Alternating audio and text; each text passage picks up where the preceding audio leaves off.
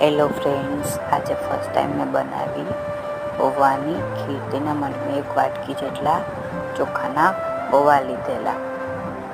પૌવાને થોડા મિક્સર જારમાં નાખી અને ક્રશ કરી લીધા.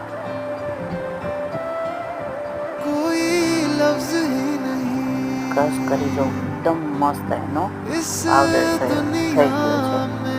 એમાં એક વાસણમાં 1 ચમચી જેટલું ઘી લઈ લીધું અને 2 ચમચી જેટલો પૌવાનો પાવડર લીધો.